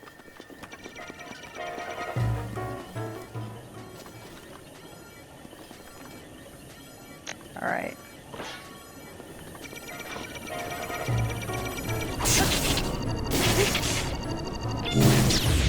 No, he just... Oh, okay. So he's got a lot of health and we're probably going to die right here. Yeah, okay. It's okay. We can accept it. We can accept it. Thank goodness we're wearing the hero's tunic so I can see he's got 500 HP compared to the 3 HP things I was insulting earlier. Clearly, a little bit too big for my britches. All right, and we're back down here again. No, thank you. All right, to the tower. To the tower. And it's easy to find because it's got our X on it. Transits that I'm most excited about, Fairy Cuspid. I'm most excited to see how things play out in July with that big pattern happening with Saturn, Uranus, Neptune, and Jupiter and Pluto. Like, dang, right? So I'm excited about it because I'm going to watch the world change. I'm going to watch the world grow, and I'm going to see important things happening. And that's really cool to me. I think I see a shrine over here, too. So that's something I always really enjoy. I hope that it's something that results in prosperity for people and is kind. But like I said, when you're an astrologer, you become a witness to history. And so you just sort of get curious to see how it's going to play out. And this is something that I really enjoy. You have the opportunity to be like, okay, I've already processed this beforehand. How can I be helpful? So if something is happening, you can sort of position yourself to be useful or find a way to feel safe or whatever you need to do in that moment. And that's one of the things that I hope that I do. I remember when we went storm chasing, one of the best things was that, oh, you. But isn't that like basically where I want to be? I think it is. Well, that's rude. We were chasing tornadoes, right? So we were hoping for tornadoes. And some people who were on the trip were also, yeah, I know. Some people on the trip were also really conflicted about the idea of wanting a tornado to happen because tornadoes can sometimes hurt things, right? It is a force of nature that can cause some not great stuff to happen. I think we're close to our spot here. So it was, this is the spot. Where's the glowy point? There it is. Is that it? No, that's just dust. Oh, brother. Stop backing up, jerk. Hang on. That's not going to help me. Well, it's okay. If we die here, we're right where we want to be anyway. I hope it's saved. So, yeah. We're witnessing history, and because we get to see it ahead of time, we can anticipate things better. I remember personally in 2020, when masks became a thing, of course. Um, when masks became a thing, I remember saying, like, I'm just going to get one that's really cool because I know this is going to be a thing for a while. So I'm going to find one that I can enjoy. And that's what we did. Yep. Yep. Yeah. When you see something, you're just like, I'm living in history. That's neat. Yeah, you got nice ones too. That's awesome. This is going to happen right as we're finally getting to a place. That was it. I feel like that was absolutely it. I wish he would jump better. My timing on the jumps are bad. These guys are killing me. Stop climbing trees. Thank you. I love trees. Don't get me wrong. Trees are the best. Cool. Now what? Oh, it's these guys. Fine. No, that's that guy.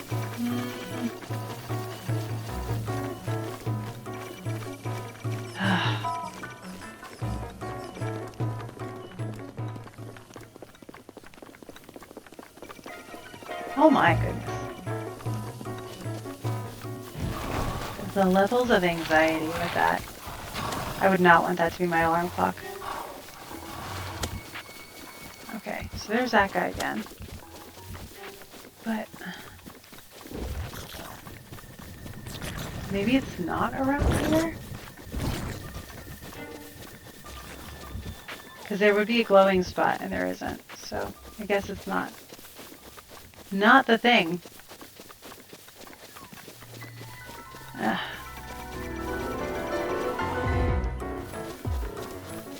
It just looks so much like it. Where else would it be? I don't want to die right now. I should have taken that gust. Oh, man. Okay. There were linen and handmade. Oh, nice. To the left. Did you see the sparkly thing, AJ? On the hill. Okay, so you saw it. That's awesome. Because we're getting good at getting there. Awesome. I wonder if I can get there smarter, though. Yeah. Too close. Okay, cool. So we can go wider. I don't mind that at all. Awesome. We have full hearts right now, so that's great. And, oh, it's just clouds. Great. Great. Also, hang on a second. That's, I think, a shrine, so we're going to mark that for later. All right, so we're going to go... You think at the back of the hill there? If castle is north, more west. Okay. So this way, I hope. If not, I can always teleport back to the tower.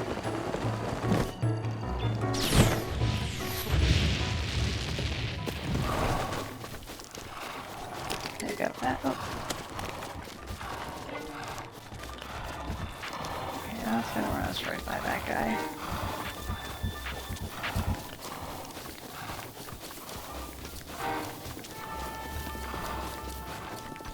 Great.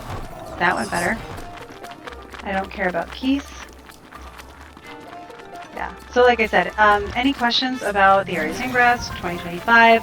I'm excited to the question. I'm excited to see what summer holds. Just to see it. Because I do want change. I want change in the world. I want it to be a different place. And I want it to be better for people. So I'm looking forward to that. Okay, so we're over here. We have to be able to see that tree. All right.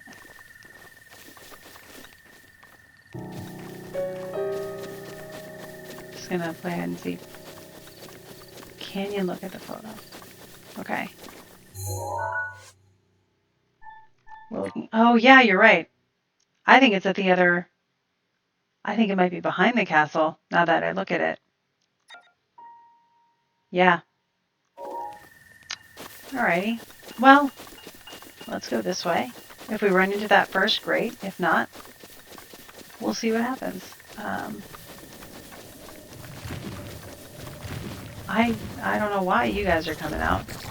You're adorable, but no. Those are baby talus. Talus. Yeah. It's perfect. Yeah.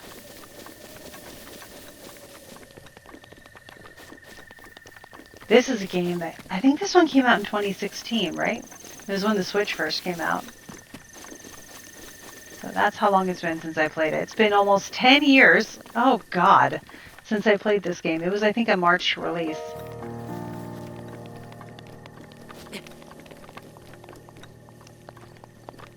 Okay. Almost better off going to that one and then going out that way, I think.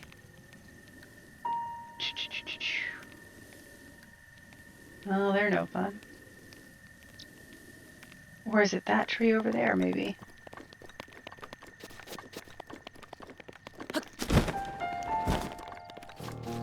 Yeah, that one in the distance over there? I think that might be it. We're going to check it out.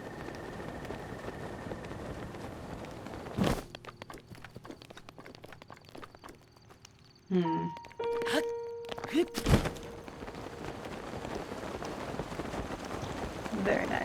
Looking forward to your change as well. Yeah. I'm really glad that the way I talk about things comes across as grounded. That's what I aim for. I'm always trying to explore ways to, be hopeful and realistic. Notoriously, I once on a podcast interview talked about the Saturn-Jupiter conjunction. It was earlier in my astrology interpretation, and I had never researched Saturn-Jupiter conjunction, so I had no idea what to anticipate, and I hadn't read Andre Barbeau's planetary cycles yet, so I would have known better had I read his thing. But I said it was going to be like a big sneeze, where you feel it coming, you sneeze, and then you sort of have that moment where you're like, oh. Little did I know the big sneeze was actually going to be, like an illness. So that happened. All right, so this is the tree I thought I was going for. I don't think it's this tree. All right, let's look at the picture again before that guy sees us. Yeah, Em likes to pick on me for that one often because it's a good one. Well, over here I can see some Korok opportunities.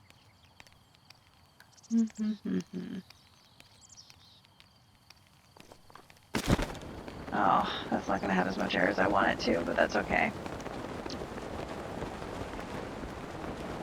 We'll go get that Korok and then see where we're at on time, because we only have about 5 minutes left anyway, so the Korok seems like a good manageable goal. It might be on the volcano side. We'll have to see. I think next time, rude!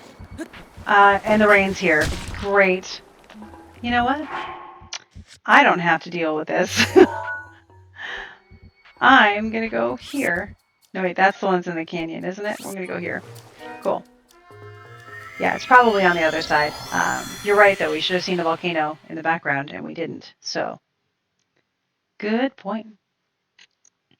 Yeah. So, thank you for coming to my rant or chat about Here Comes the Rain again, right? Dang.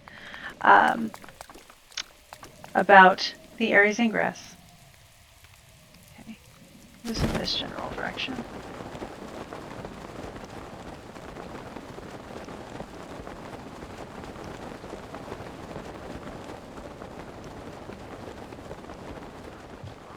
Interesting.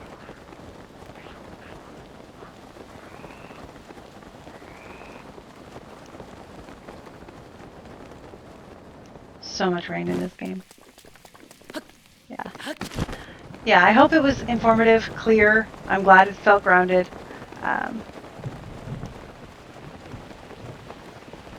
They were having a dance, right? Yeah, that's their New Year's party. Oh no, it's a thunderstorm. That's okay, we're not wearing any metal. We just have to watch out for when lightning's gonna strike near us. Of course. Showing my age again. One of my favorite songs about weather, just in general, is Blame It on the Weatherman, which was by, oh, what was that band? I think it was Shadazy, maybe? I don't know. I can't see where that tree was, so I may never know where that Korok was. Yeah. Thank you, Russ. I appreciate it. I appreciate the help in the temples. You guys are great.